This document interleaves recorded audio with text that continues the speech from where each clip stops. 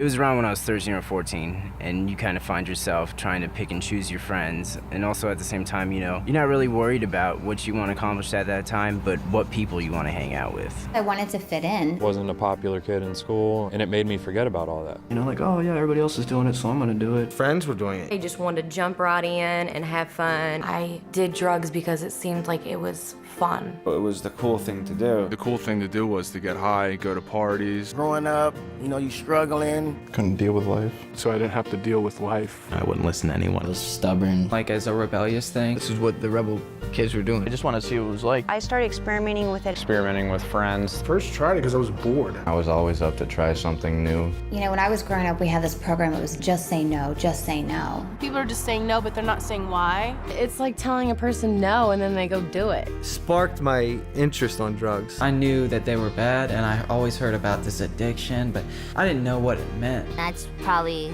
the #1 reason why I did drugs in the first place. I just didn't know.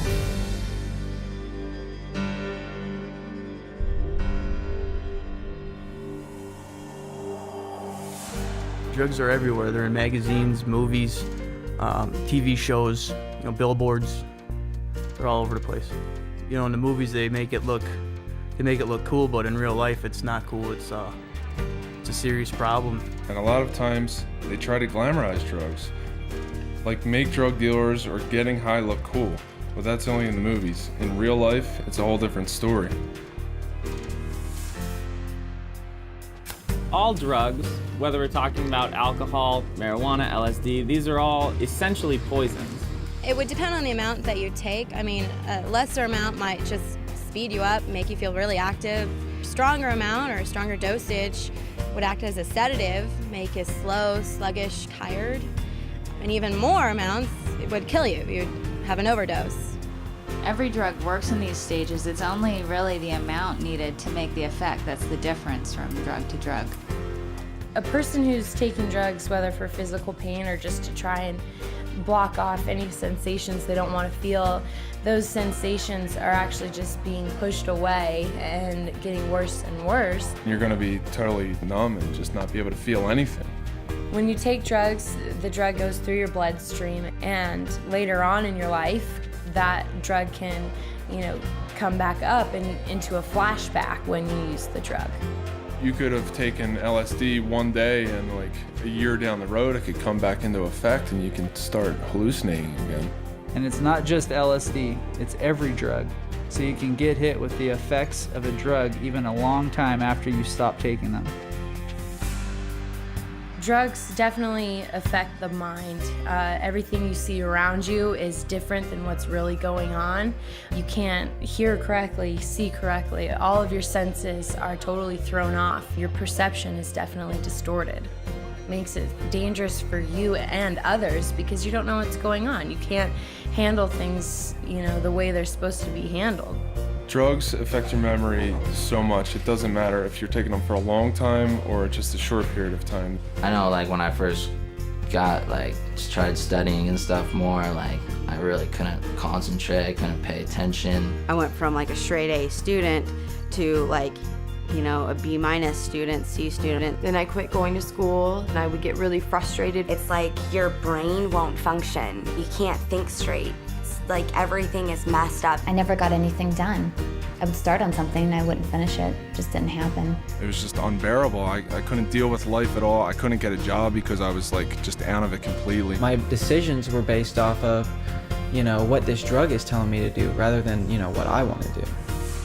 I got them from friends in school. 2 friends. A friend of mine. My older brother's friends. Bunch of girlfriends. Boyfriend. Ex-boyfriend. Older guy. My dad. My cousin. My brother. My older sister. Older kids. My buddy just said, you can do it every once in a while, it'll be no problem. Told us it was going to be the best thing we've ever done. You can do it once, you'll be fine. It's not gonna hurt you, really. It's just a little pick-me-up. You can't get addicted to it. They said it's not something that you're going to be taking every day. It's just something that you can take when you want to have fun. Oh, this is gonna be a fun time. It's a fun drug to be on. Makes it easier to talk to girls. And they said it'll bring you up. It's gonna make you feel different.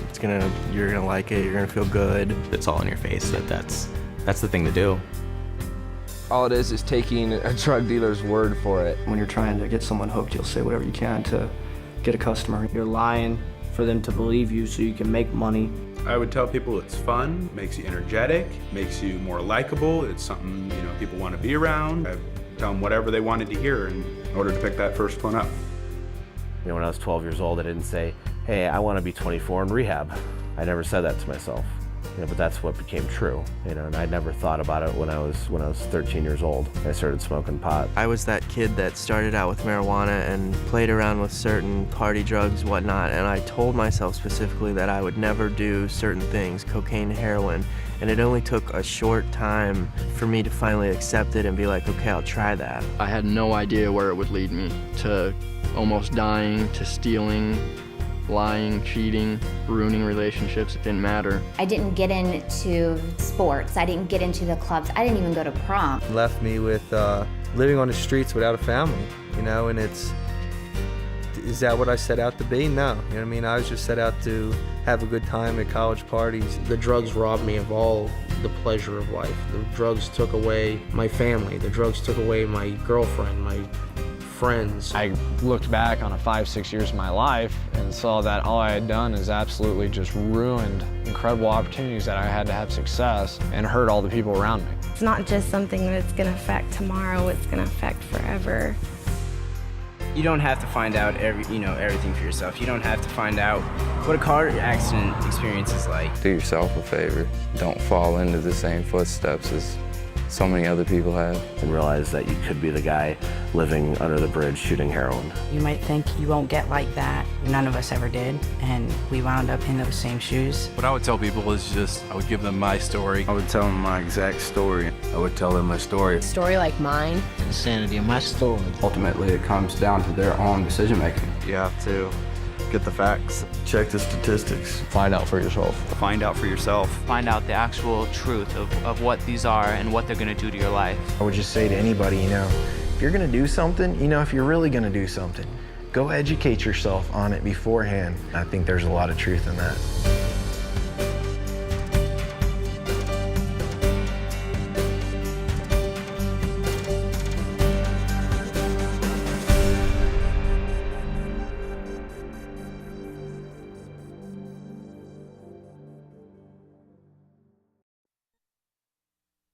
Ganja, pot, grass, Kush. dope, hash, swag, Weed.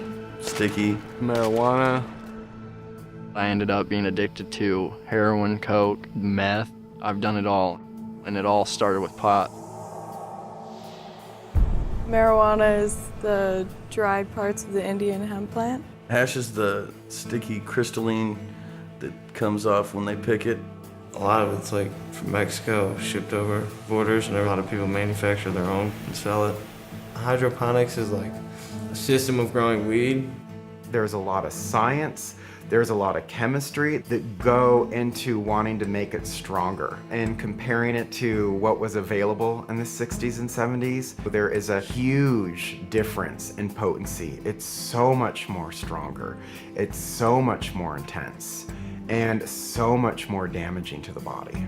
The main mind-altering drug ingredient in marijuana is THC. THC is what gets you high. This drug is a hallucinogen, distorts your reality. It can be green, brown, or gray. It's compressed most of the time, like into brick forms that are, you know, real compressed. And they bag it into pounds and ounces, quarter ounces. So weed is either smoked or baked. You can smoke it from a bong, a pipe, you can roll it up as a joint. Some people, they'll dissolve the marijuana in butter and they'll make pop brownies, pop cookies, whatever food they want to ingest it with. I was wrestling, I was in football, went to school, got A's. You know, I was a good kid. I had this dream. I was going to make sure that I had an education. I was a B student, and then I went from that to a C, D. I pushed aside my studies, I pushed aside any sports to do the drug. I didn't want to go to school. I missed school all the time. I didn't graduate because of it. Everything kind of slipped away. I lost the glimpse of hope I had. I was probably 13, 14, something like that. I started smoking weed when I was 14, I think. 17, can't forget that day. I saw pot everywhere when I first started doing it. It made it okay for me. I was with a friend. She's like, it's an herb, it's grown, it's safe, it's natural, and there's no problem with it. I knew other people did it. It seemed harmless at the time to me. Take a puff and pass to your buddy sitting next to you. No one ever did, passed it up. Everyone always took a hit. It started off as something very casual and fun, and then within a few weeks it was something that became an everyday habit. And then it just turned into sort of like escapism, just to get away from everything. I smoked weed so I didn't have to deal with life. It was kind of taking place of life. There's a common misconception that weed is not addictive. I never thought I was addicted to marijuana. I thought it was just something that was part of my lifestyle. I thought it helped me relax. I'd become so accustomed to being stoned every night. When I wasn't doing it, it was out of the norm. Once you smoke it, you really don't feel like you can do anything without it. You just feel so high. You just want to be high for everything you do. And there was nothing that I wanted to do with my day other than smoke weed. It was so weird. That was my driven purpose. I always had this idea in my mind that I can live life and smoke weed at the same time, but I never could. I'd want to get high every day. I'd want to get high when I woke up in the mornings. My mind was so set on having it that it preoccupied so much of my thinking that became all that I did. That was all I thought about. If I ran out of weed, I'd be pretty mad. Irritable and annoyed with everything. I was tired, I was nervous, I was anxious. I couldn't sleep without it. I'd be up for days when I tried to stop. It's an emotional roller coaster. It's very hard on you. I'd feel depressed by not having done anything better with my life, but I would still use the drug to hide from the problem. I was actually prom king. The drug dogs came to school, and I'd had some joint roaches in the ashtray of my truck. And they found him. I got kicked out of school for it. I dropped out of school, I had no job, I had no money to pay rent. It unconsciously separated me from my family, and I was always concerned with when I was gonna go out and party, and it just, the priority list of friends or family just slipped underneath. I stopped trying, and when that started, it just led to a different lifestyle. If I needed to get a job interview that included a drug test, I wouldn't take that job because I couldn't stop using it. I had a BMW, and I loved that car. I loved it. I was so high, and I just floored it, just went all out in it, and I took a curve and I lost it. Flipped the car over, and my first reaction, I had a quarter pound of weed in there, and my first reaction was grab the bag full of my weed. One of my friends was smoking pot, him and a buddy. He was going 80, went off the road and hit a tree, killed my other buddy. I wound up in prison. I served 3 years, 11 months, and 19 days. I've been locked up since I started smoking about 12 or 14 times. Went to jail and been facing charges ever since. Got a felony on my record. It ruins your chances to get a good job. It ruins your chances to get anywhere. Once you have a record, that's it. So it's not fun at all. People say marijuana is a gateway drug. You can argue that all you want, if it is or it isn't. The fact of the matter is, when you smoke pot, the people that you hang out with are going to have other drugs around you. Eventually, you're going to run into it. As much as I hate the word gateway drug, I'm the prime example of it, and I know lots of other people who followed the same path. I basically realized that my gateway to those drugs was the fact that I couldn't stop smoking weed on a daily basis, because eventually you build a tolerance and then you stop getting high. So you still crave a high. So you go out and look for other drugs. Which of course were even harder drugs. So that's how I tried coke, and I'll go over to another friend's house and people would show up with mushrooms. Hey, you want to buy mushrooms? After that, I started doing cocaine and Oxycontin. Do some heroin. Introduced to coke, Xanax, ecstasy, all that stuff. I wouldn't have touched any of that stuff because I wouldn't even know what being high was. So once you get high, it just changes everything. Maybe nothing horrible is gonna happen to you those first 10 times you do it, but before you know it, it's gonna be a huge component of your life. Personally, I wish I would have just avoided it. I know people who've grown up and never smoked weed and are perfectly fine. They're socially accepted. They have great lives. It's all a big hype, you know what I mean? They just tell you that, oh yeah, you know, you just get high or whatever, everything will go away. That's BS. The problems that you had before you got high are still gonna be there when you're done being high. You're gonna ruin relationships. You're gonna get yourself in trouble with the law. You're gonna screw your finances up. You're gonna screw your future up. Took away, my chances of wrestling in college or playing football in college, going to college for academics because I was capable, and that is all gone. So now I can't vote, can't do anything as a normal citizen. I would have been in college right now, about to graduate, probably going for something decent, a good degree, get a job, get my life together, not going through what I'm going through right now. It wasn't something that was harmless. Smoking pot ended up taking my life away and leading me onto another life that I never wanted.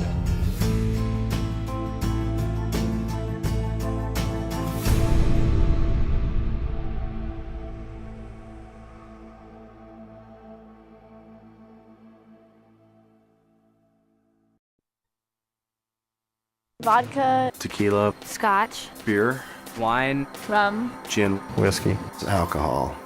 Alcohol probably took 20 years of my life, and you can't get that back. Alcohol is a drug, which most people don't think it is, but it actually is.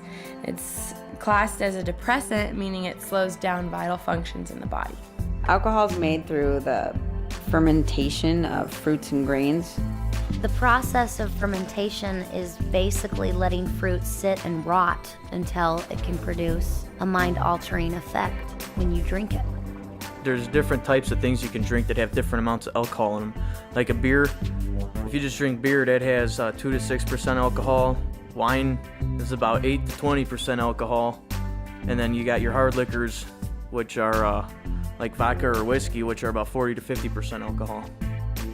When someone drinks 2 or more drinks, it acts as a stimulant. When they drink more than that, it acts as a depressant. If you binge drink, what you're doing is you're just drinking repeatedly over and over large amounts and large quantities of alcohol. If you put that much alcohol in your system at one time, you can get alcohol poisoning, which could lead you to go into a coma or even kill you. 12 years old, I was in the 7th grade. When I was in 8th grade, I think I was 13 years old. It became very regular at 14 years of age. 15 years old when I first started drinking. 17 years old, starting going out to parties, doing things like that. At first, drinking was a sociable thing, I drank with my friends. Thought I was really cool going out with all the older guys, and I'd try to show off in front of them and drink myself stupid. I just go out and party all night. By the time I was probably 15 is where I started drinking at school. Putting it in a water bottle, I would take vodka or gin, something clear that looked like water, and I would just drink in class and pop mints in my mouth. We'd go in, break into his parents' liquor cabinet, fill up our super big gulps full of ice and Everclear, and then stop by 7-Eleven and fill the rest of it up with Coke, and then make it to first period. I was drinking not just at parties and stuff, but after classes and after work and even at work. I waited tables, so it was very easy access to alcohol. It was just hard to say no. It was so readily available, and it was constantly there. My drug problem wasn't something that happened immediately. It happened so slowly that I missed the fact that I was addicted to it. It became a routine, a way of life. The only type of people I would hang out with were people who were using drugs or drinking alcohol. And it got to the point where that's all I cared about. It became far more than just a partying thing. It was a necessity. Without having alcohol in me, I could not function. I kind of became a loner because all I ever wanted to do was just drink and drink and drink. It felt like it was my only friend. Felt like that it was always there for me, somewhere. When things were going bad, I could always have a few drinks. Well, for me, it was never a few drinks. It was always a lot of drinks. I was consuming about 30 beers a day, a whole case of beer, and 3/4 of a gallon of light rum. I would essentially have that and black out every night. I could do nothing but drink 24/7, drink, pass out, drink, pass out. I literally started drinking so much that I would shake if I didn't have a drink. When I would not drink, I'd get extremely sick, deathly sick. Just really achy all over, and you have headaches, and you're so dehydrated that you have no energy. Alcohol had been, in and out my body so much that it had tore away some of the lining of my esophagus and blood was creeping in. I was a physical disaster. I was that far in my addiction of physical withdrawal that when I shut that alcohol intake off, my body tried to shut down. The actual withdrawal from alcohol can kill you, for one thing, if it's too intense. Your body has no vitamins or is dehydrated, and you can have DTs, you can seizure to death. It's terrible. I got a phone call, that my father was in the hospital and that he was really, really sick, and that he wasn't gonna make it. So the next day I got on a plane to go home. And my only way to confront this was to drink alcohol. So I showed up at the airport pretty drunk, and my family, saw me there, and they didn't know what to say. The worst thing about it is that my father was kept conscious so that he could see me before he passed away. But instead of disgracing his memory, they'd put him on life support. I had gotten kicked out of this bar for fighting. I was beyond drunk, and I was attacked and raped. And I went home and I stayed in my apartment for a week. My mom would come knocking on the door. I'd pretend I wasn't home. I felt like it was my fault. I was the one that was at that bar. I was the one that was getting drunk. I went home and I had a roommate. And for some reason we got into an argument which resulted in a fight, and the cops got called. I blacked out for part of it, so I couldn't figure out why I was waking up in jail. I drank some beer there at the bar inside the airport. I just ordered another beer and put my backpack on and started walking through the terminal smoking a cigarette. I didn't care what I was supposed to be doing. And I ended up getting a fight with the police there at the airport. And I woke up in jail. I had staples in my head. In the military, I woke up and I actually had to crawl on my hands and knees off the flight deck of the carrier because I couldn't walk, and then I got discharged from that and lost a girlfriend and a kid and my whole life. I drank to blackout one night. Well, sometime about an hour later, I got back up. I went to my bedroom. My wife wasn't there. I went to the girls' bedroom, and they were all in the bed together, basically hiding from me through a blackout. And I decided right then that I couldn't stay there anymore. I was afraid I was gonna hurt someone in a blackout. I haven't had a drink in 3 years, yet I'm reminded daily of my alcohol abuse because of the long-term effects. I have horrible short-term memory, and it makes everyday life very difficult for me. Just remembering names, remembering how to do things. As a result of alcohol, I had high blood pressure, and I still have it. Destroys your internal organs, and it can destroy your brain functions, your handwriting, small motor skills. It's definitely a poison. I have liver pains, bone and muscle aches that just used to not be there, and it's not from age. I'm not that old. I should be in my prime right now, and I've probably aged myself 20 years through alcohol abuse. Alcohol is slow to kill, but it's the most hideous form of death. If I had known how sneaky and dangerous and insidious alcohol is, if somebody had kind of told me, and if I had known that it's not this symbol for a good time, I think that would have made a difference. It's not like some of the other drugs that instantly after your first time you're hooked and you're addicted to it. A lot of times, most of my friends didn't even like the taste of beer when they first started drinking. It started out as something that was fun, something we did on weekends. How it progressed to an everyday, all-day thing is beyond me. I have no answer to that. I do not understand how that happened, but it did. It's nothing but misery. The last 12, 13 years of my life, I've spent probably over $500,000, and over 4 or 5 years of that has been institutionalized, whether it be in a alcohol treatment rehab facility or, incarcerated. Alcohol's just as bad, if not worse, than heroin or barbiturates or anything else. I don't know, if 60% of people go out to drink and get drunk, chances are that they're gonna lead to something else and they're gonna end up on a downward spiral. I may not be very old, but I have definitely seen some hellish things from alcohol. To be honest, I didn't think someone could get to the point that I was at my age. I thought that took years and years, but no, downward spiral. It might seem fun at the beginning, but after you get stuck in that lifestyle for years, you realize how not fun it is. terrifying.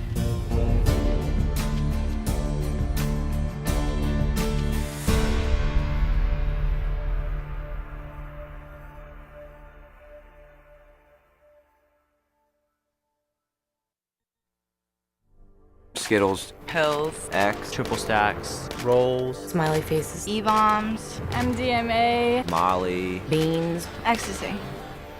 It's not worth the momentary high. It just sucks the life out of you. It sucks the happiness out of you. Ecstasy is a synthetic or man-made mind-altering drug. It can have other qualities like as a stimulant, a depressant, or hallucinogenic. They're almost the size of like an Advil or something, and they have different pictures, and they're all different colors.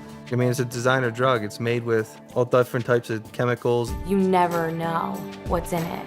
The facts are is that it's not just in nightclubs or raves anymore. It's in our own homes. Kids are taking it, and teenagers are taking it. Adults are taking it for fun. They think it's a recreational drug, and it's not. It's much more serious than that. Well, it started out as parties. It started out like, me and my boyfriend would go to a party. 90 to 100% of the people were on ecstasy when I was at parties. I mean, there's so many different varieties of it out there, whether it's cut with methamphetamine like heroin, some's cut with more dope than others. So when I took ecstasy, where I was hallucinating so heavily, it was because the batch had acid in it or LSD in it. It was a speed-based ecstasy pill. And I was so wired up, I had foam coming out of the side of my mouth. There's just so many things that play a factor in it. It's pretty unknown. I've been to raves and seen countless people taken away in ambulances. Just, you never know what you're gonna get in that pill. It was the summer out of 8th grade. I was about 16 the first time I took ecstasy. I was 18. I just got out of high school and was moving into my first college apartment. As a freshman in college, that would have been 19 years old. I went to celebrate my 21st birthday with a bunch of friends, and I went to this club, and one of my friends pulled me aside in the bathroom and said, "Hey, I mean, you feel really good right now. I have something that'll make you feel even better." They'd be like, okay, if you take this ecstasy right now, you're gonna feel so great. You're gonna feel like you're on top of the world. Just try it. Come on. And I was pretty worried. Was this really addictive? What would it do to you? And he just said, oh, no, it's like this really big thing. It's really, really big on the nightclub scene. And it's not that bad. It's not like you get addicted to it or anything. It had a little dolphin stamp on it, and well, I thought, okay, this can't be bad. I mean, one small little pill, no big deal. So me and a bunch of my girlfriends took it, and we were partying all night long, but then the next morning I didn't realize what it had done to me because I was so depressed. It just sucked like all the happiness out of me. The next day I woke up and I just felt so bad. The first thing I thought was, you know what, like, I can't wait to take more X because I just don't want to feel like this. And, you know, for the next few days after I took it, I felt like crap. The next time you take it, it's like you have to take 4 to 5 pills. But when you come down, all you want is to go back up again because you just hit that depression. And next thing you know, you're like taking 9 to 10 pills, not even getting close to that first time. Just stuck in your head, what, I'm such a loser, I'm this, I'm that, you know what I mean? And I'll never do this drug again. And then half an hour to an hour later, you're doing it again because it's the only thing that makes you feel better. And so it pretty much was like a revolving door, just like trying to get happy, then getting sad, then happy, then sad, and just kept getting worse and worse. So you're almost scared to come down from it because you don't know what's going to happen when you come down. Because you're so depressed, you feel so bad, your body feels so terrible. You can't sleep, you can't eat, you're like extremely hot and sweating. It was being up and down every day. My emotions were so dysfunctional, they didn't make any sense to me. I didn't know what was going on with my body. I felt like a different person. I felt, you know, I wasn't okay with myself. I felt like a different guy when I was on it. It just really warps the brain, and I think it changes a person's personality. And unfortunately, it's been heavily promoted. It's okay, it's a party drug, it's a love drug, and really it's a dangerous drug. Take it to a nightclub and you'll go and you'll dance and you're not worried about, you know, going and getting water or whether or not your heart's about to explode, it's pumping so fast. The whole time I was high on ecstasy, I'd be clenching my jaw. You literally just want to like bite down and clench your teeth the whole time. You can overdose, you can overheat your body, you can dehydrate your body and pass out. It's just like this urge to go, go, go. I would dance until I couldn't. until I'd blacked out. I actually have witnessed more than once somebody dying from the first time of taking ecstasy. It made me somebody who I wasn't. I mean, I was fulfilling my addiction, whether it's through running prostitution rings, gambling rings, selling drugs to kids. I drove on ecstasy a couple times. I had no idea what was really going on. I know I would see a stop sign or a stoplight and I'd be like, wow, that's really, really red. I didn't make the connection, well, it's a red light. I think I should stop my car now. Driving under the influence of ecstasy, I didn't make those connections at all. We were probably 16 or 17, and I was the only one who was on ecstasy, and everybody else was drinking. So the police came and saw us, and everybody was acting drunk and silly, and they took me and put me into jail for the night and held me there. At the time, I thought it was hilarious because I didn't care about anything. I was on ecstasy, but then the next morning, I'm like, oh my God, I'm in jail right now. I got caught with ecstasy on me, got thrown in jail in a really run-down area of South Carolina. And I was on ecstasy and I was extremely depressed in jail around these really big guys threatening to basically beat me up. We went out to a club one night and I had taken, 2 or 3 rolls, and I got in the club and I started pouring the sweat. I ended up passing out and they had to throw me into a cold shower. I was passed out, but the people who worked in the club dragged me out of the nightclub because they don't want you to die in their club. So they'll drag you out to the sidewalk and leave you there until the ambulance comes in and takes you away. I blacked out for God knows how long and woke up in a tub of ice with my friends around me, the fear in their faces of not knowing if I was alive or not.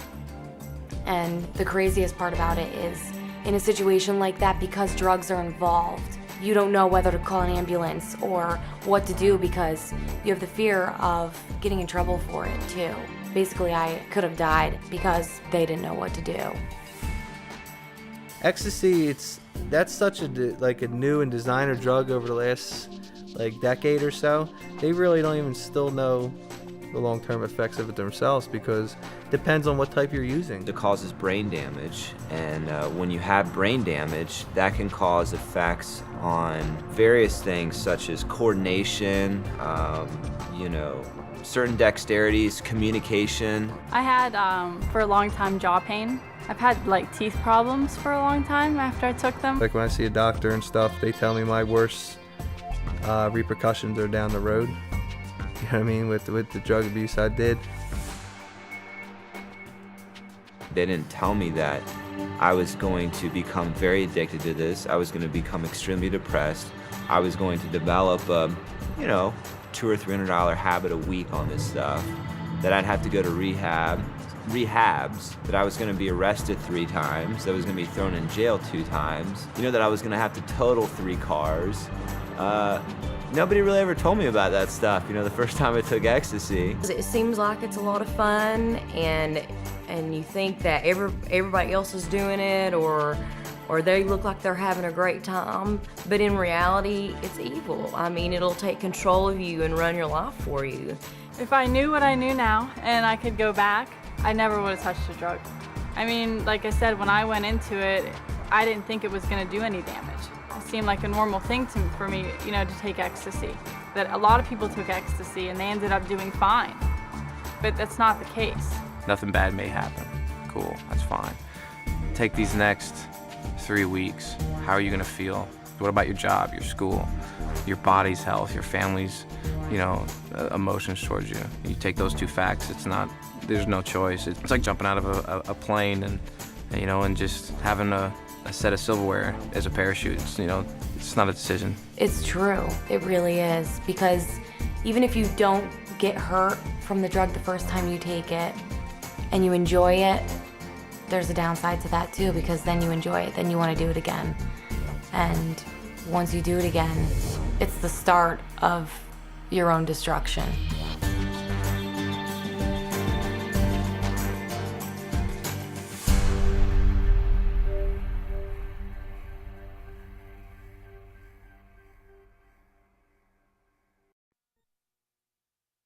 Glow. Yay. Diesel. White. Rocket fuel. Powder. Nose candy. Yo-yo. Snow White. Coke. Dust. Cocaine. You have no clue what demons and problems that you're about to encounter when you decide to do coke. Cocaine is manufactured from the coca plant. There's a certain process where they extract the actual cocaine properties from the plant and they refine it down into a powder. Even though it's basically considered powder form, when you buy it, it's still kind of clumpy because it comes off a block. Cocaines can be cut with glass, it can be cut with Drano, just to get the users to get that first burn in their nose, so the rest of the night they're numb, they don't feel what they're sniffing. People from very young ages to senior citizens use cocaine. It's not prejudice. It's considered a rich man's drug, but even teens can afford it at lower and lower costs. So once a person is addicted, the price skyrockets because they need more and more, and it gets more expensive to have the habit.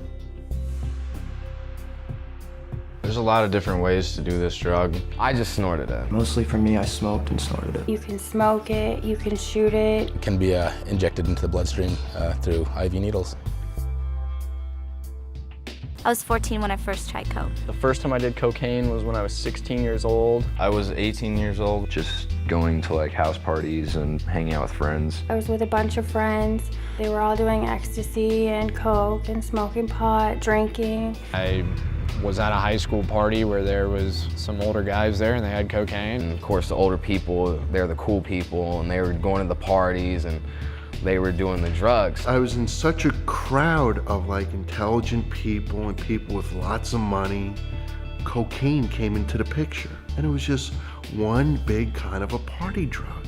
You know, I'd do it once every month or so, and then as it progressed, I'd be doing it every other weekend. Within an 8-month span, I went from trying it a few times to becoming a weekly user, to eventually a daily user, and then to becoming a dealer.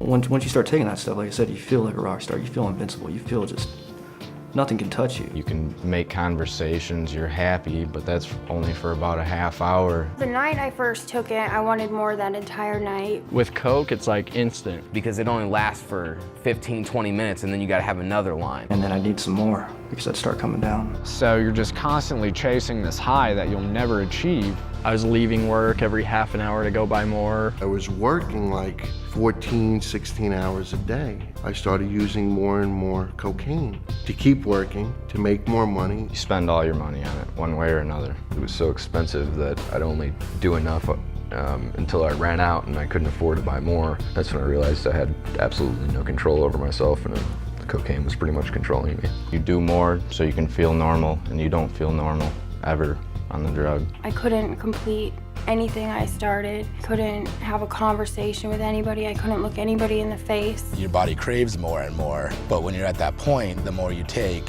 the more dysfunctional you become. It's like quicksand. Once it gets its grip, it just starts sucking you in. And the harder and harder you try to pull yourself out of it, the deeper and deeper you go.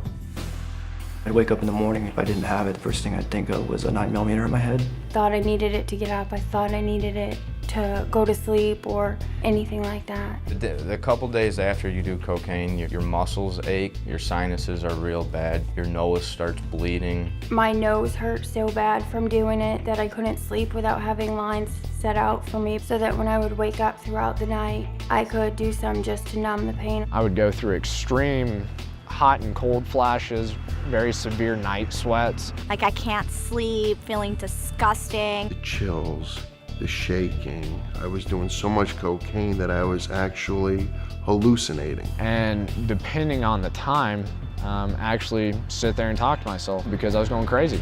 You know, seeing things, constant paranoia, constant depression, suicide attempts. So it went from being a party drug to a drug that kept me holed up in a dark room by myself, scared of my own shadow. I was in the business, family business with my father, paying the bills. I was in accounts payable for him. I basically advanced myself $30,000 within 3 months and almost put the business under. I was making a lot of money at the time. Everything was on plastic and credit cards. Everything else was going to cocaine. Probably upwards of about $600,000-$700,000. I started shooting it. I missed the vein and actually went into a nerve. And it blew up my whole entire arm and hand. My arm just kept on inflating more and more. Thought I was gonna die. I flatlined, And then they all came rushing in and they took the paddles and hit my chest and everything. They brought me back again. After I'm out of the hospital, there I am, doing it again. When I got to a party and a guy walked in, I didn't know the guy. I beat him, put him in the hospital. You know, beat him until he was unconscious. You know, just because I didn't know who he was. Yeah, I was paranoid.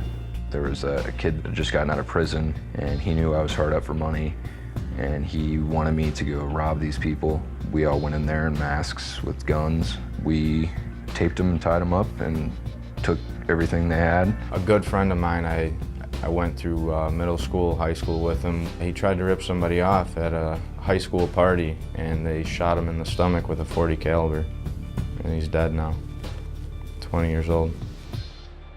I can't feel that happiness that I remember feeling before I did drugs. My memory is nowhere near what it used to be. I have a hard time remembering certain names, certain faces, certain places. I actually had like numbness in my leg for a year because I was shot in my leg. My foot's still damaged from that. Damage to my arms and my veins and stuff. When I blow my nose, I still have blood and other tissues coming out. And I actually gave myself an ulcer that ruptured. Heart attacks, strokes, tears in your heart, nothing good. You know, everybody always talks when they're young, oh, I'll try anything. I want to try something new. I do it, but it's just not worth it. I wish I had never done it that first time. A social acceptance wasn't worth it. The girl wasn't worth it. The pain and agony to my family wasn't worth it. If you think you control it, you can't.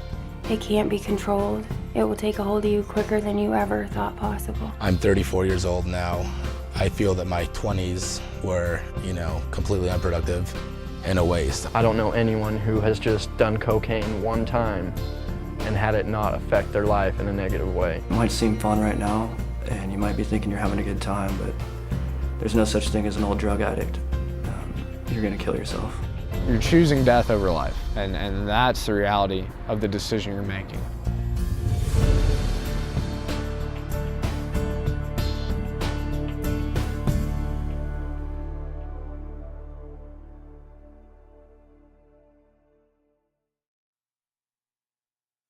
Bass. White. Butter. Rock. Crank. Sleep. Flavor. Yellow. Crack. Glow. Work. Crack cocaine. It will ruin your life. You will have nothing after you smoke crack. Crack is basically like the refined form of cocaine. When you have cocaine, obviously it's cut with a few things, and then what you do with crack is you heat it up and it burns off all that stuff, which means that you have the pure cocaine. It's 80% to 100% more pure than cocaine. Crack gets its name from the sound it makes when you smoke it. It's like a crackling and popping sound. It comes in black or crystal form and ranges in colors from white to yellow to pale rose. It's not translucent. You can't see through it. It looks like a rock. It's hard like a rock. You can just snort it. I snorted it. Shot it up while I would smoke it. Put it in the pipe and smoke it. You can snort it, inject it, or smoke it. I did it for my first time on my 13th birthday. Around 17. I was 21 when I first smoked crack cocaine. I'd say 23 to 24 years old. It was curiosity. My buddies were doing it. My friends asked me to try some cocaine. We ran out that night, and our drug dealer offered us crack instead. Boyfriend told me this is gonna be fun. You can do it just once. It's not gonna be a big deal. And so I tried it. I took them just to be cool, just to fit in. And I smoked it, and within the first 20 minutes of starting to smoke it, I was scraping the pipe. I had run out, was looking on the floor to see if I had dropped any. After about 10, 15 minutes afterwards, I really wanted it again. Right when you take the first hit and you blow out, you're like instantly high. And that's what you're reaching for every single time. Thought that, if I kept smoking it, I would get it, and I never did. That's what makes it addictive, is you never reach that same level of high that you did when you very first hit it. And you spend days and days and days chasing that same high. Started spending all my money on it, started skipping work. I would sit and smoke thousands of dollars, no problem. The come down is the most horrible part of crack. I mean, you can't sleep, you can't think, you don't want anybody to be around you, you want to just curl up in a ball and cry. You're nauseous and you're sick to your stomach. Slow thinking, lethargic feeling, not wanting to do anything. I didn't sleep for a long time. I started with like a little bit seeing stuff. It makes you insane. You're gonna do anything that you possibly can to avoid that because it hurts. Your heart feels like it's gonna pop out of your chest because it's going so fast, and you honestly feel like you might die. I was living on the streets, sleeping in abandoned garages, eating out of garbage cans. One time I went over to one of the guy's house. I went inside. The guy's like, "This is what it is." And I tried to argue prices with him, which wasn't at all intelligent. And he took all my money out of my pockets and he told me I wasn't allowed to leave. I was tied down to the chair, and the guy was walking around the house with a gun. He was all pissed off because he thought that I was like a narc and that the cops were coming because of me. And all the time I'm just begging to him, you know, let me live. You know, I didn't do nothing. I don't know what you're talking about. I was only 14 or 15 years old when it happened.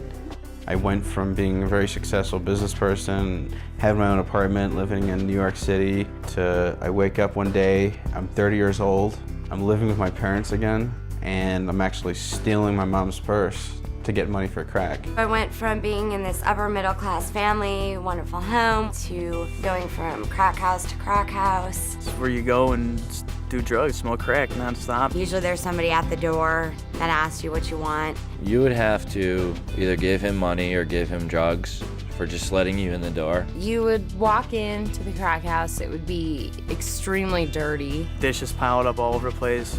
Like I said, cockroaches on the ground crawling all over. You walk around the house, it doesn't matter if there's babies there, it doesn't matter if there's young children, you know, there's crack pipes all over, there's you know, the paraphernalia that goes along with using it. People that have been there for 2-3 days just all strung out in the corner. A guy came in to buy some crack and he had a bunch of money. They sold him some fake crack. So he came back in the house and pretty much like 7 guys just jumped him and took his money and beat him up pretty bad. You know, there's blood everywhere and, you know, they laugh about it because it's funny to them, you know.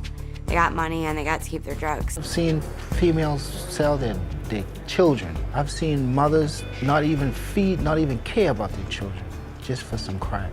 The girls, you know, they just sell their bodies for these drugs. I mean, $10, $20 at a time. I went out and I found some guy, had sex with him, got money, went to the crack house, smoked crack all night. That's all I did was I met guys and had sex with them for crack. I didn't want to be called a crackhead, but that's what I became. Nobody wants to talk to you because of what you're doing. You know, the ones that love you cry when they talk to you. My mom couldn't sleep ever. You know, she lost her job. My dad had 2 heart attacks from stress, from, you know, trying to find me in the streets. So many things were affected with my family because of my drug use. I lost who I was over the 6 years. It was like I turned into someone that I never thought I would be. My focus isn't as sharp as it used to be. You'll still have your mood swings. You'll still have anxiety. I still can't breathe right. I mean, walking up a hill or walking up the steps, I can't breathe. It hurts. Think you're gonna get this like great sensation and you only get it once. You're gonna be fighting to get it for the rest of your life. It's not glamorous at all. I mean, jail, prison, you're gonna get caught up eventually. You're either gonna end up in jail, you're gonna end up dead, or you're gonna have to go to rehab. If I didn't have drugs in my life, I'd achieved and accomplished so much more. It's a lot of pain, turmoil, trouble, heartache, and it's not worth it. If I had somebody's story like mine, or if I had more education on crack cocaine, I would have never picked it up, ever. If I would have known what it would have done to me physically, would have done to my family, what it did to my career, just all that stuff, I wouldn't have done it, you know. It was something that I tried and regretted. It's a hard decision to make for yourself, but it's a decision that judges the rest of your life. You know, somebody says, oh, let's try this at a party, we're just gonna have fun tonight. You know, it's a weekend thing. But it's not like that, you know? It's not just a weekend thing, and it starts off so simple and turns into a nightmare.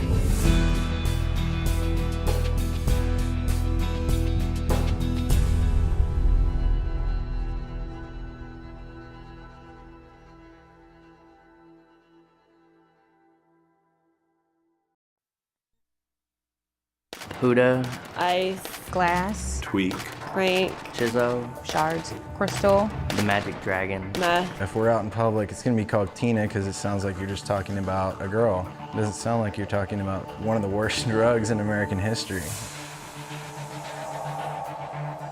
Crystal meth is actually the more pure form of methamphetamine. Commonly, people think methamphetamine is just a powder, but really, these days, you have to go searching just to find it in powder form. Crystal meth is the most common what you're gonna find of the meths. It looks like glass, like blades almost, but it's like glass pieces. Comes in different flavors sometimes. It comes in like different colors, kind of pinkish, brown color, like an off-white, and sometimes it's crystal clear. And there is also another thing, it's called peanut butter crank. It actually looks like peanut butter, smells like peanut butter, and it's basically pure speed. It's more pure form of crystal meth. It's made out of everything underneath the hood of your car and your kitchen sink. Ammonia, driveway cleaner, lye, gun bluing, battery acid, pesticides. It's basically ingredients that if you ingested any of them would pretty much kill you or send you to the hospital in serious condition. And I know that the people that manufacture it, can get blown up and they die. It's strictly just toxic poison.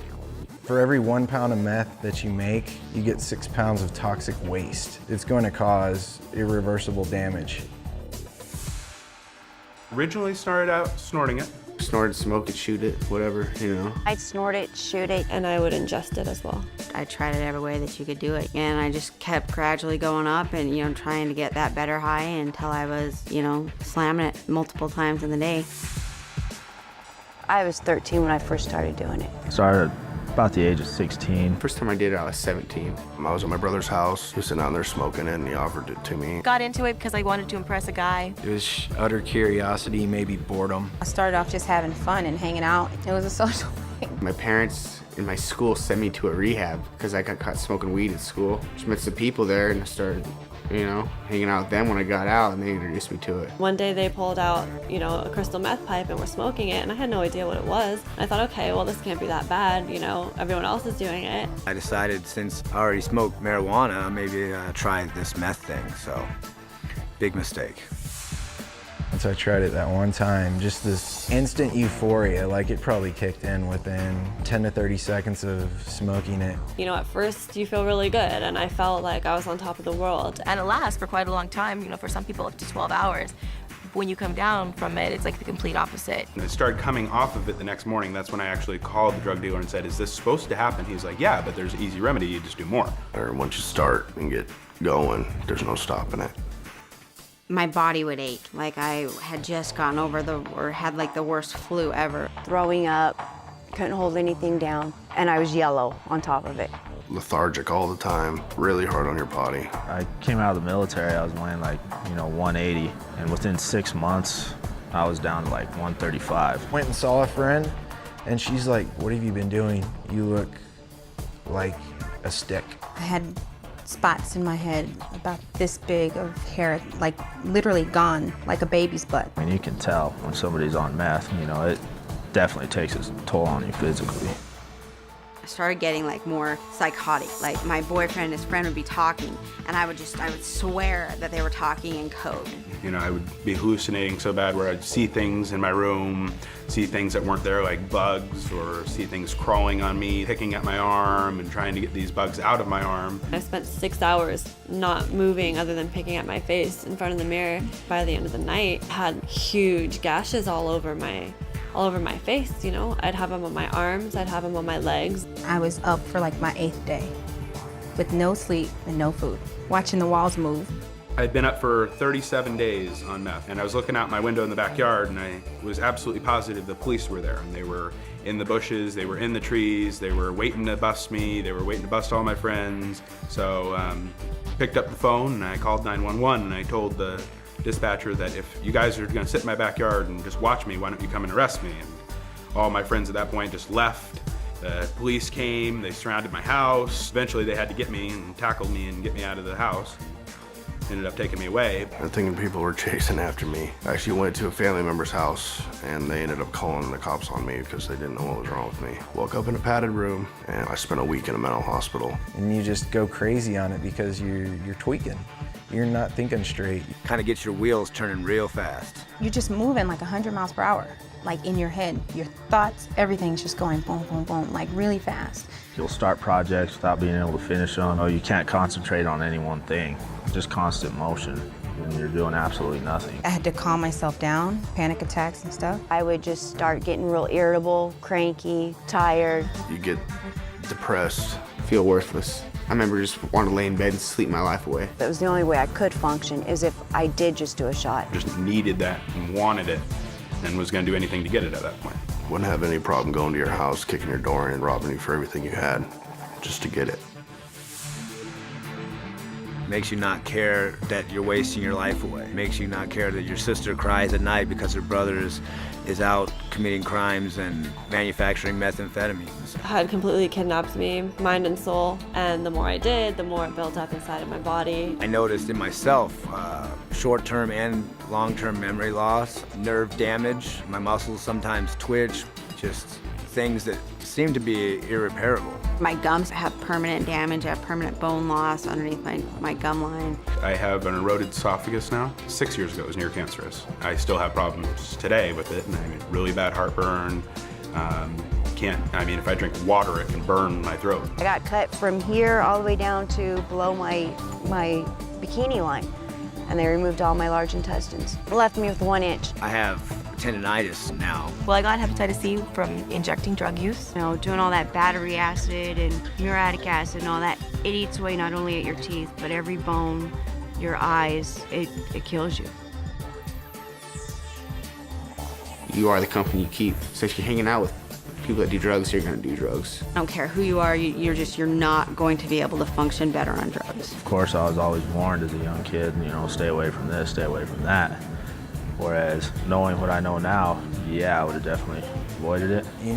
Nobody ever told me when I started it that, hey, this is an extremely deadly poison. If anybody had actually told me what it would really do to me, I would have walked right away from them and told them they're crazy. There's nothing cool about it, there's nothing fun about it. It's deceiving at first, but it'll just take you to a place of going nowhere. Becoming addicted for just one try or just one time, it's not worth it because that one time can kill you. A couple nights of fun could lead to a whole lifetime of destruction. Look at the pictures, they don't lie, like the mug shots, they don't lie. The people that are going to jail, it's not lying. It can be you. It's probably, in my opinion, the one drug that will make sure it happens.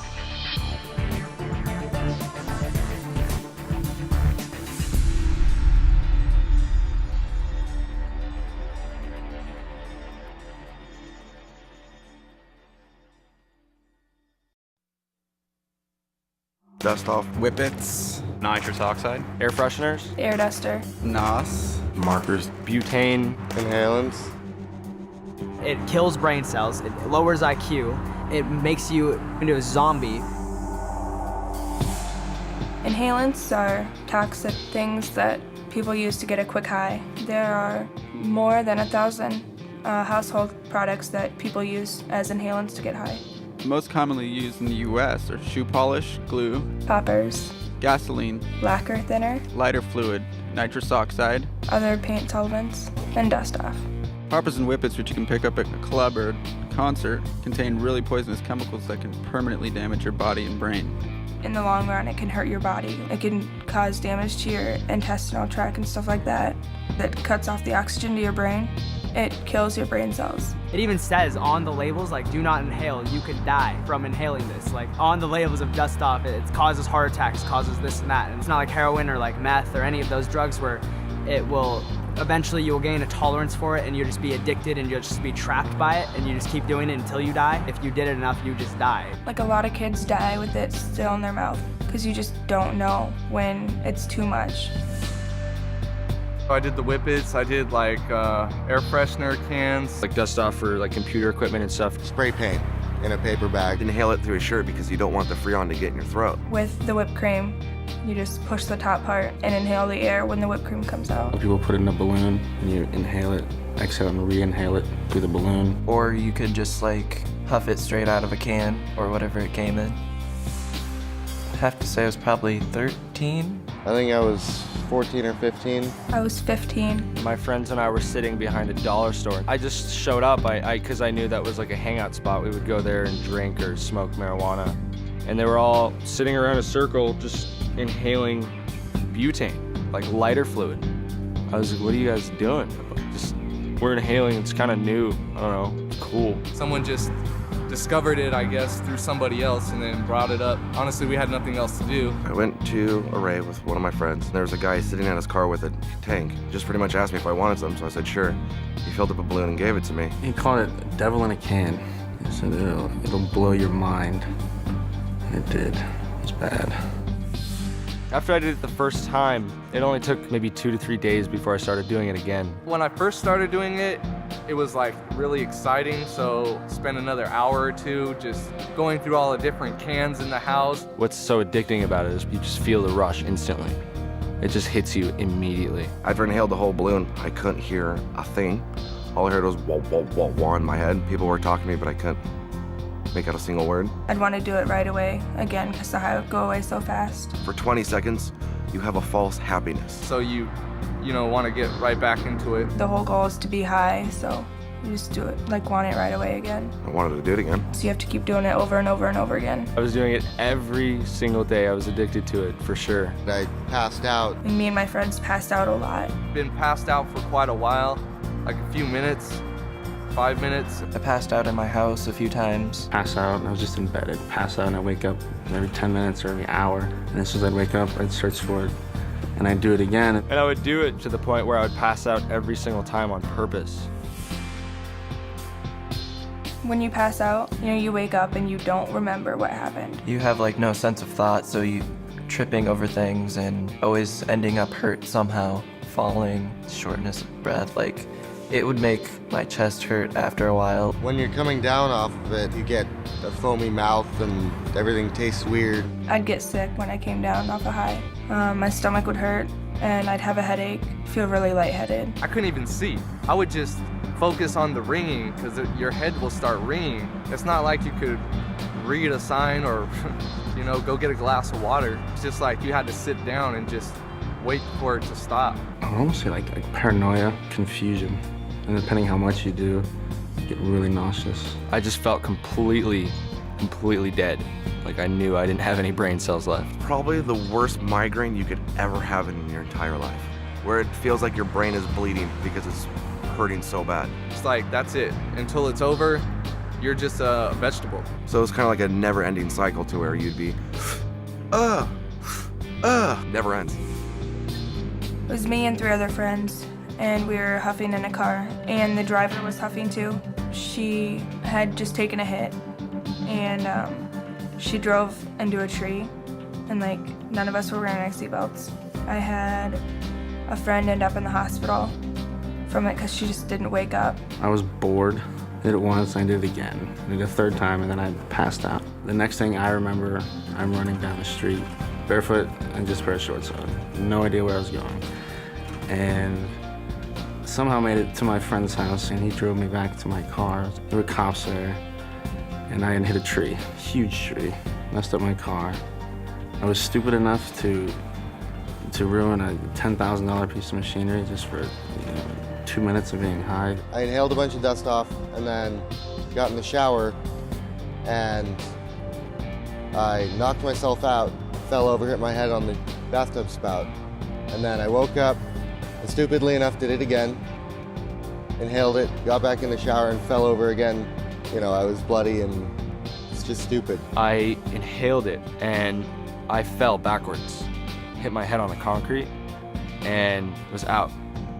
Then woke up and the back of my head was bleeding.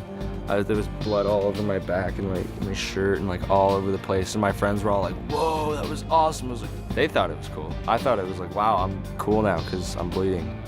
And my friends are giving me approval because I'm bleeding and in pain. Good friends. I've heard from many other friends who, one was inhaling Freon and he took 2 hits and then that was it. And now he's dead. I do have trouble breathing. I can't run upstairs. If I do, I am on the verge of passing out because I'm out of breath. I still have memory problems with it because it severely messed up my memory. Can't remember faces like I used to. I don't have clear images anymore. I'm learning at a slower rate than I was 2 years ago. It does affect the way your ability to learn. It's really hard to see it at the time. So you don't realize the toll it's taking on your body. I had no idea that it would cause this much pain and suffering and trauma on myself. It really messes you up. They're irreversible to the body. You know, just based on the fact that so many people die from it, I would say don't do it. Because it's not worth losing your life over. You know, a 30-second high from a $5 can of compressed air is just not worth all the trouble that it causes. Well, it would have been nice to know a lot more. I wouldn't have done what I did. Basically not worth it. I've seen people die. I've almost died myself a couple times. And just for that quick euphoria, there's so many better things in life. It's all fun and games, but it's really dangerous. Kids dying from it with the can still in their hand. There's no point to it. It's really dangerous. It's probably more severe than some of the most dangerous street drugs out there. I mean, all you're doing, in the time you're doing drugs, you're destroying your life, you're destroying your body, you're destroying your soul. But during the time, you think everything's fine. But that's completely false and fake and not true.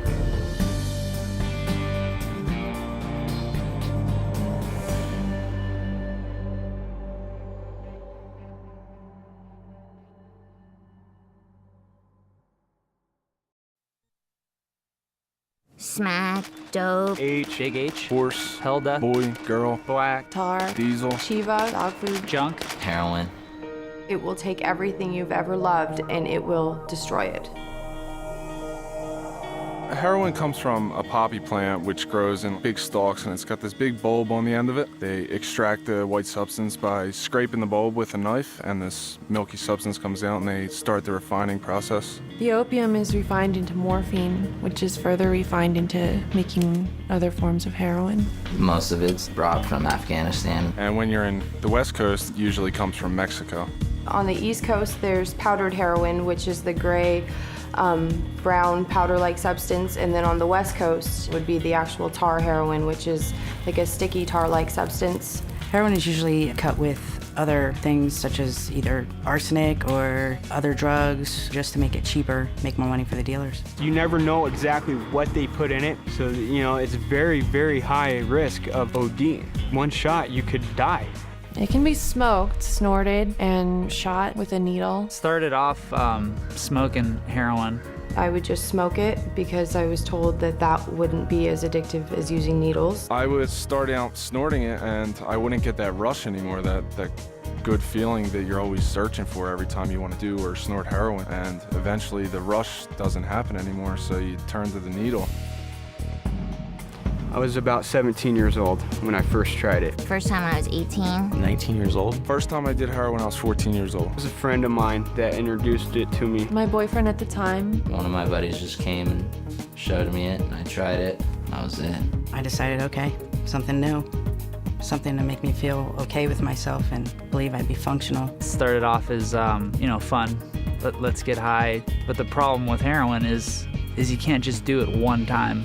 And at first, I didn't really think I was addicted. I just wanted to try it a few times. But once you do it, it's you start becoming sick. You start going through withdrawal. The cravings are absolutely worse than any other drug that I had ever done. The sickness is so intense, you would rather die than go through that.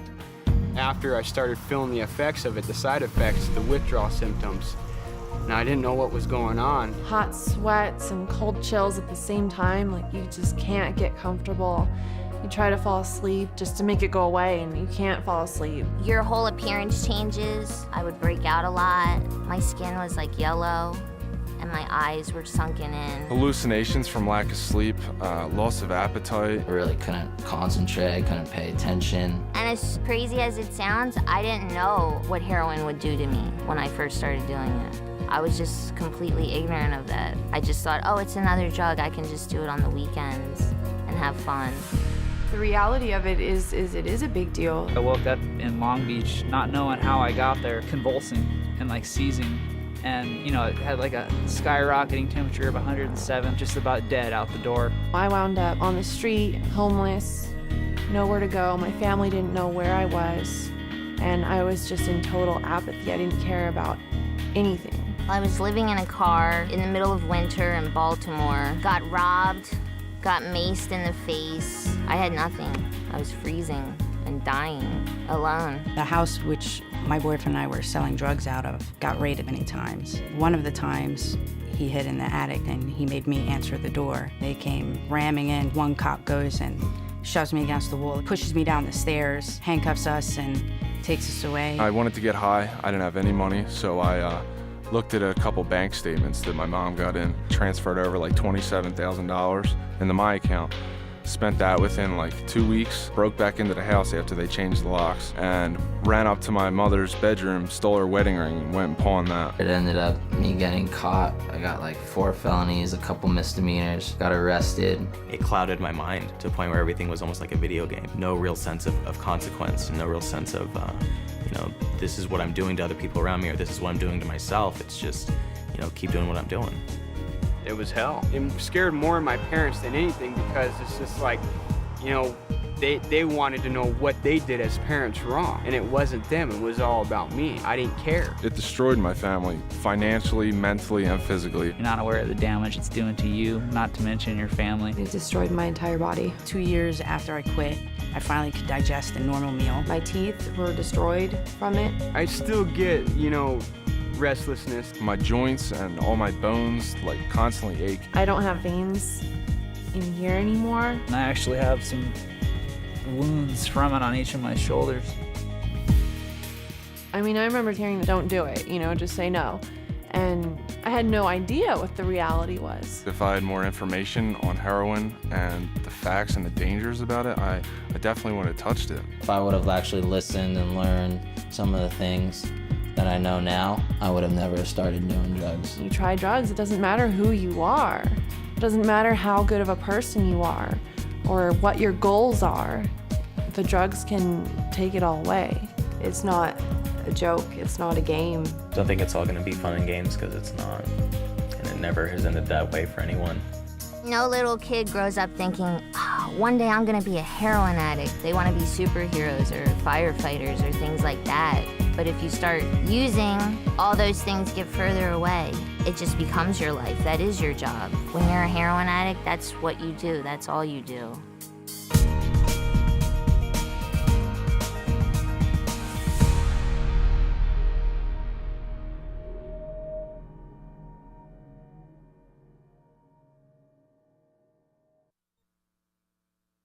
Blotter, microdots, acid, gel tabs, drops, doses, clinical 25, tabs, LSD. Acid is such a scary, scary drug. It was the craziest feeling I've ever had in my life and most uncontrollable feeling I've ever had in my life. LSD is one of the most potent and mood-altering and emotionally altering chemicals that you can put in your body. It's made in a lab, you know, it's some kind of mixture of chemicals. It is odorless, colorless, and has a slightly bitter taste to it. It's packaged in different ways. Like you can buy, you know, just a single piece of paper, one hit. You can buy a sheet. You can buy a book, which is multiple sheets of LSD. I've seen it come in, you know, gel tabs and liquid. Just the tiniest little bit of it can last for, you know, 15 hours, 20 hours, sometimes days on end, depending on how much you take of it. It's so dangerous and so potent, and just sends you off into just a completely different reality. There's a few ways. I mean, it's basically liquid, so you can drop it on anything. It's normally taken orally on the tongue.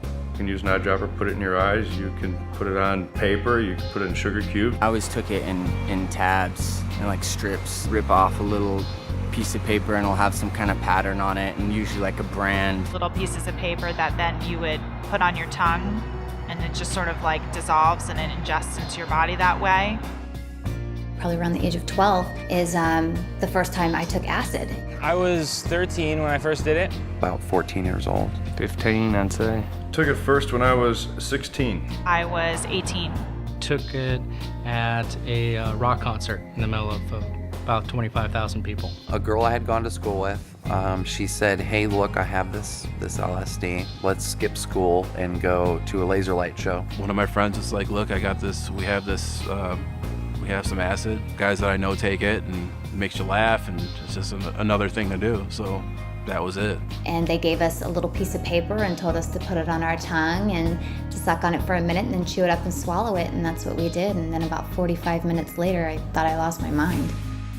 I mean, it really takes you out of everything that you know that's real and puts you in this very surrealistic world. I mean, your whole world is distorted to where you can't even tell that you're human anymore, really. I mean, you hallucinate, and you think you hear things, you think you see things. And you would see stuff moving, and especially when you was trying to drive or something, stuff going by real fast, see tracers and stuff like that. You know, trees waving, walls moving, stars just, literally falling out of the sky, people following you, people talking to you. I remember I was in the mirror and I looked at my face, and my whole face was like green with like spots on it, like almost transparent. I kept popping in and out of reality. I didn't know where I was, what I was doing, and how to operate. You could kill yourself, something might happen while you're taking it. You might not come back.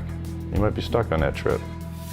You get paranoia coming down off it. I mean, you think really horrific things. You know, your friends hate you, people are talking behind your back. You're not eating, you're not really drinking, and you're just sort of out running around with this chemical in your body for hours. It's like your muscles real tight and your back hurt and your bones hurt. Like somebody snuck in your room and beat you with a ball bat or something. I had a hard time concentrating on anything. It didn't matter what it was. It was just completely beyond my control. I was just like a dead puppet. I got to the point where it was just a part of the social activity where I was taking it and just dreading the next 8 hours. Dreading, okay, I have a lot of work in front of me, to survive again another 8-hour period of where I lose all my senses. I had a glass castle in my room, and I had started to trip so hard that I sat down to look at that glass castle, and in my mind I was in that thing. I ended up in that castle, and I couldn't find my way out of it. We got acid from this guy who was visiting our college, and it was blotter, and basically what I wound up getting was not only LSD, but speed, because there was speed mixed into it, and there was a whole group of us that took that acid that got very sick. I just remember sitting there next to the toilet in a stall on the bathroom floor, just in tears, wondering when it was gonna stop, praying to make it just stop. I was in that much pain. I was at a concert, and I had bought a sugar cube with liquid acid on it from a guy in the bathroom there. And I had taken it, gone into the concert, was having a good time. And then all of a sudden, it really kicked in. I got maybe 10, 15 feet, and I just sat down in the middle of the concourse area because I couldn't move. I mean, I was scared. And I sat down, and I didn't move for probably an hour and a half, 2 hours, because the whole world was just a blur around me. I was at a party one time, I think I was about 15 years old, and this guy had taken 2 hits of acid, and he never came back. They literally had to put him into a psych ward because he never came back. Me and my friend, we had took some LSD one night, and I don't know, we took 5 or 6 hits apiece, and we was both way out there, and I had a sheet where I was selling his acid, which is 500 hits, and he got wild and bit into the corner, and bit the whole corner out. Must have been 30 or 40 hits.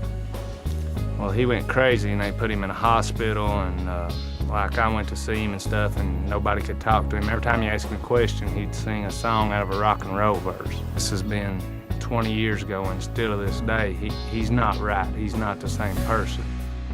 I mean, I haven't taken acid in 7 years, and I still feel these effects from time to time where I'm totally spaced out or in a fog or ill at ease, unable to concentrate, or things seem superficial. You haven't done a drug in years, and next thing you know, you're driving down the street and you feel like nothing's real. You feel like you're actually on acid again, and all of a sudden You're seeing stuff, the same stuff you used to see, the same unrealistic things that you know aren't there, the same hallucinations. Once at work too, I was helping out with like this this photographer guy, and we were like have this whole band, this like very famous band, and we're shooting them. And then he said something like, "Can you hit the light?" I mean, I don't even know what happened. I just remember I hit the light, and the next thing I know, I'm like laying on the floor, and everybody's looking at me. It's taken me years after it just to undo the damage. So LSD just takes you backwards. It closes doors for you. It just affects your life. If you think that LSD is going to expand your mind and give you new insight on things and give you a different outlook on life, it doesn't quite do that. It literally cooks your brain. It alters your senses, but in a very harmful way. It's complete trickery. If someone asked me, should I take the drug, I would tell them it's your decision because everything that you do is going to be your decision. But I would definitely not recommend doing it. Talk to some people that have been in your shoes before.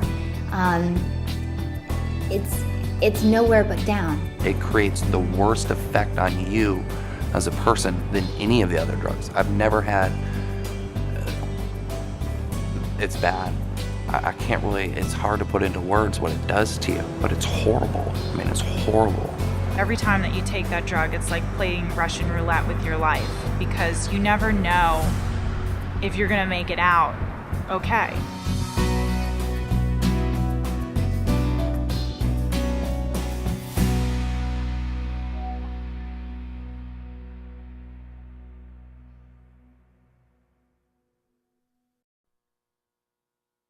Zannies, ads, Tussin, footballs, bars, roofies, robo-tripping, blueberries, Roaches. Peaches. farmies.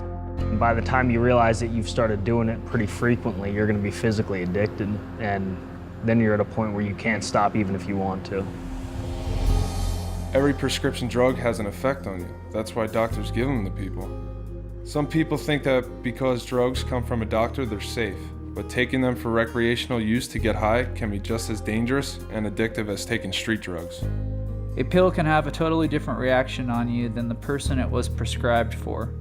So a drug that's okay for somebody else could be dangerous for you. Because of potential for abuse and addiction, the DEA puts many prescription drugs in the same category as opium and cocaine. They're made obviously by pharmaceutical companies. There's basically 4 different categories: depressants, opiates, and morphine derivatives, stimulants, and antidepressants. They come in capsules, tablets, and liquids. A lot of people think that taking a prescription medication is okay because it's not illegal.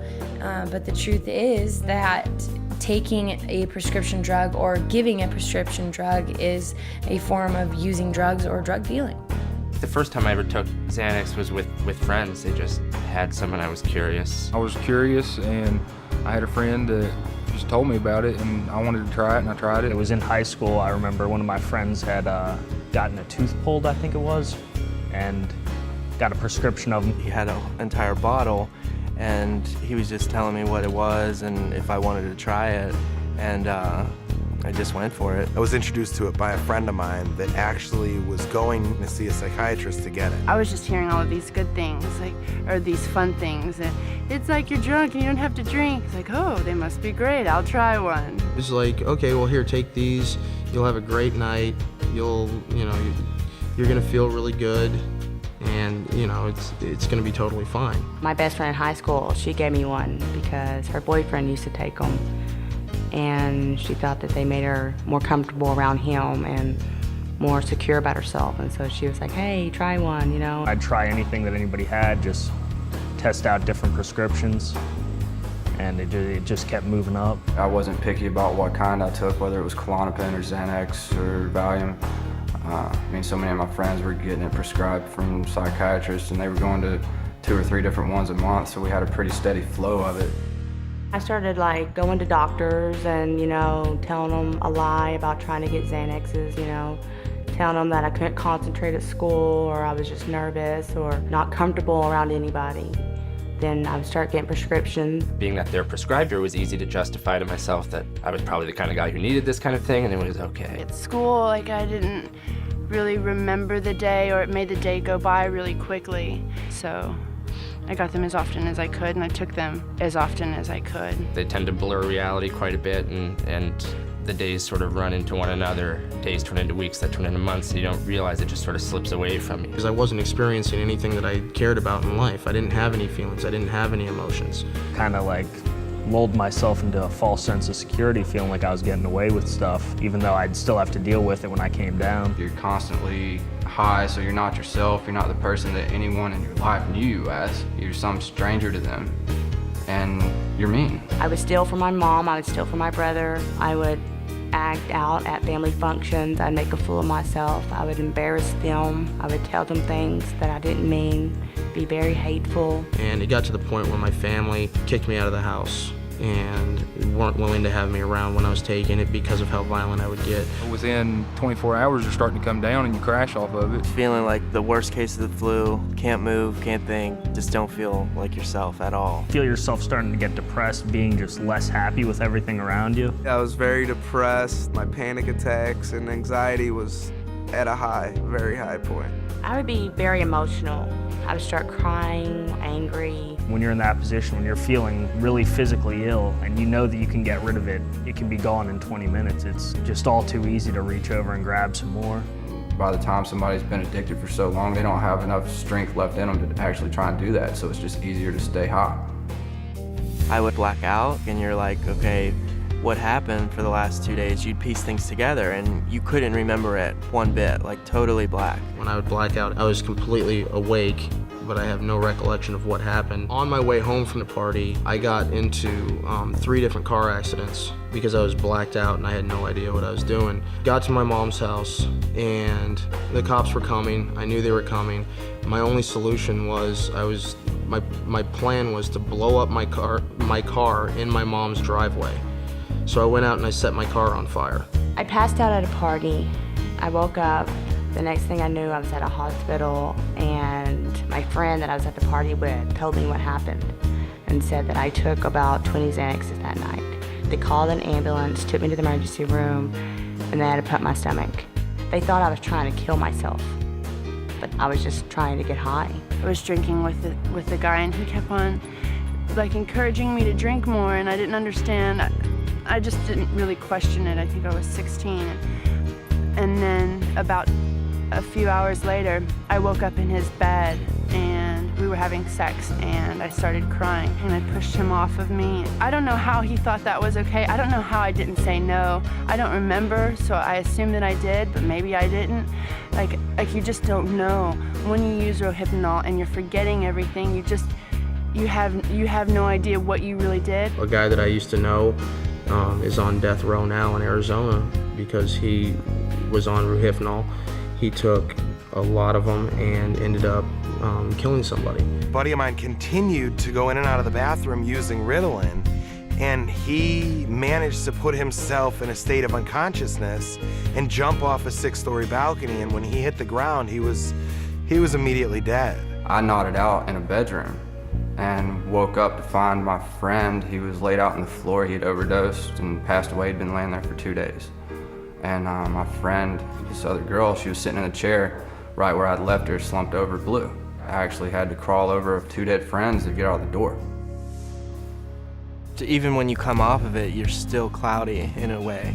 Can't comprehend, short-term memory loss. Things don't seem to be as clear in my mind. Things don't seem to connect as quickly in my mind. I don't remember any of the times that I was blacked out. Everything that I know from when I was blacked out comes from third party, so there's definitely chunks of my life that I'm missing, and I don't know that I'll ever get them back. There's weeks of time that I have no idea, what was going on. The people who want you to buy these drugs they don't care. They really don't care about what happens to you. They want the money, and that's really what it comes down to. Otherwise, they just wouldn't do it. They wouldn't make it sound so good. They wouldn't make it sound so interesting. They wouldn't make it sound like this thing that it's gonna be this one-time fun thing. If I knew what the side effects and the consequences, and if I knew that I was going to be the way I was, I mean, there would be no way that I would have ever taken Xanaxes because still to this day, I have a lot of regrets. The biggest danger of it is seriously the word of mouth. People talk about it and always talk good about it because they think it's okay, it's not going to hurt you. But it's just as hard on you as a cocaine would be. Eventually it gets to where it grabs hold of you and sucks you in. Just because it's readily available, or just because you can get it from your doctor, or just because your mom has it in the medicine cabinet or whatever, doesn't make it okay, and it doesn't mean that it's safe. I remember when I was little, you got TV saying just say no.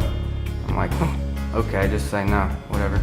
But nobody ever says this is gonna kill you. This is gonna take your life away. This is gonna make your family hate you. It's gonna make your girlfriend hate you. It's gonna make life a living hell. I probably would have listened to him.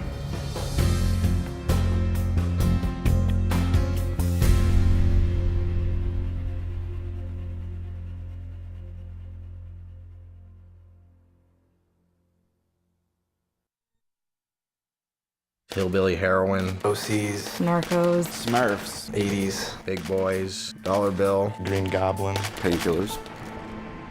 It makes your life a hell on earth eventually.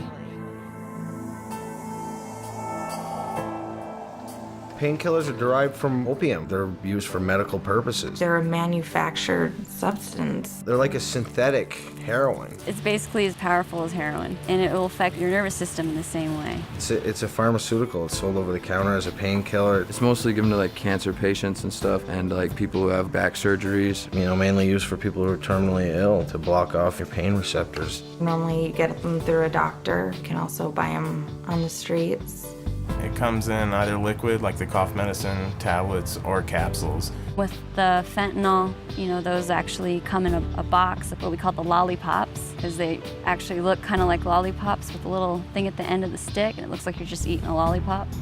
Some of the painkillers are like OxyContin, hydrocodone, Loratabs, Percocets, Vicodin. There's like different milligram forms. It starts out, I think you can get like 10 milligram pills, 20s, 40s, 80s, and then there's like 160s that are hard to come by.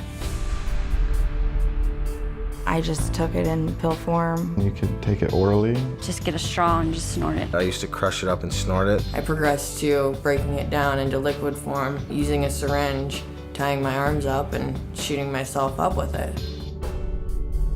When I first tried it, I was 16 years old. I was probably 18. I was 21. I started painkillers at about 28. It was hydrocodone, a prescription painkiller. I'd first gotten it prescribed to me from a doctor. I was on prescription pain medication from my doctor and therapist for a long time, and then I just bought it off the street after that. I took the pain pills from a car accident. Had some medical issues that developed because of playing sports, and he prescribed me Loratab and Somas. Took it for a leg injury. I just thought that it was experimental and I thought it would be cool to try. It was in the 9th grade in class. My buddy gave me an OxyContin. A group of friends in high school. It was the cool thing to do at the time. A friend of mine told me about pain pills and how they made you feel, and I knew they were in the medicine cabinet. So that's when I went looking. And then I tried to stop, but it was just way too addictive, and I got really sick when I stopped. So I just kept going with it. One thing led to another, and before you know it, you're hooked. I had no idea they were addictive till the morning I woke up and I was freaking out because I didn't have anything. It clicked in my head that, oh my gosh, this is the physical addiction to it. I'm going through drug withdrawal. It's a pain medication. It takes away your pain, but yet when the medication's gone, you just get all that pain back, whether it be emotionally or physically. It just all comes back tenfold. You start to crave it, you start to need more. Within a week or two, I was taking them morning, afternoon, and night and needed them to function. All of a sudden, after you look at it, you're spending like $300 some odd a day just to get by. You start feeling these awful withdrawal symptoms where you get terribly sick, hot and cold sweats. I would vomit and vomit and vomit for days on end. Don't want to eat, like forcing myself to eat because I knew I had to. It feels like something's coming out of the bones of your body and trying to break out of your skin. Felt like someone was just like shoving knives into my bones. It's like the most horrible thing that you'd ever experience, just feeling like you just got beat up. In your mind, you're completely panicked. You're freaked out. You can't hold a train of thought at all. You can't function. I wasn't even looking for the high anymore. I was just looking to get that feeling gone, I felt like dying. All you're doing is taking it just so that you're not sick. You feel like you'll do anything to get it. 9 times out of 10 you will. I had a choice to walk out a door and leave my life and my house and my wife, or stay and try and make things work and quit drugs. But I walked out that door. I just packed up my things and I left my kids with my parents. I left my family. I didn't tell them where I was going. And I went and stayed with a friend in this rundown hotel full of drug dealers and prostitutes. I was kicked out of my house 3 separate times. I couldn't believe that it had happened to me. Like, for me to be homeless, sweaty, hungry, smelly. I was filling out fake prescriptions. You actually forged the doctor's signature. Next thing you know, a few months later, I was being arrested for fraud and forgery. At 20, I was in federal prison for 20 months. And federal prison is no place for anybody to be at 20 years old. I ran into the back of 2 cars. I pulled out of a parking lot, not looking, car hit me. And then I pulled into a parking lot in my apartment complex and just totally crashed into another car. I didn't even see it when I pulled into it. I wasn't worrying about like where I was gonna go the next day, where I was gonna sleep. It was just all about getting high, and that was where my focus was. So I didn't have to face reality, so I didn't have to like look around me and see needles and spoons and blood all over me from shooting up. My daughter seen me passed out on the floor and not being able to wake me up, thinking that I was dead.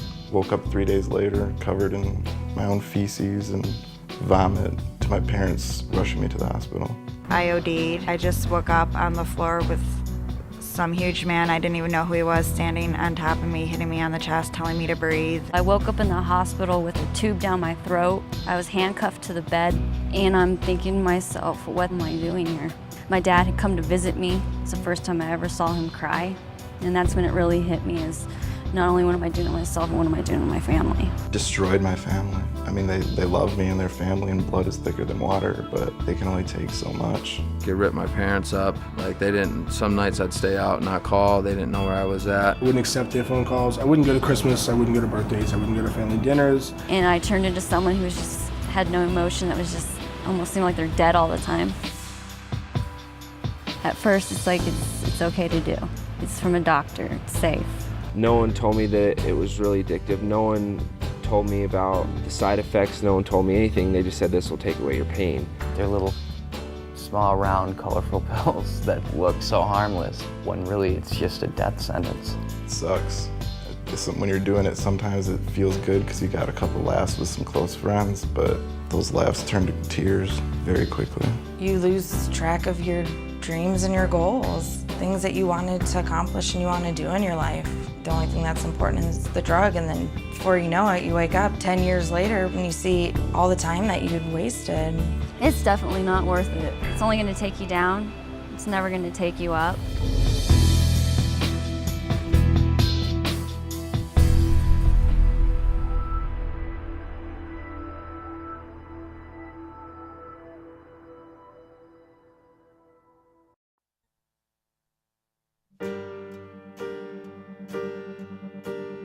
For some reason, the lifestyle fascinated me, and I guess because I thought it was going to be fun. You think it might be innocent, or just using it once, or just using it to have fun. It does look like all fun and party and happy times, but drugs are the 100% complete opposite. It took me, it was literally that quick. I let my guard down, I tried it, and that was it. That was the end of it. I just happened to do the wrong thing at the wrong time. Once you start using it, it's not just, oh, it's gonna stay recreational forever. It's not that way.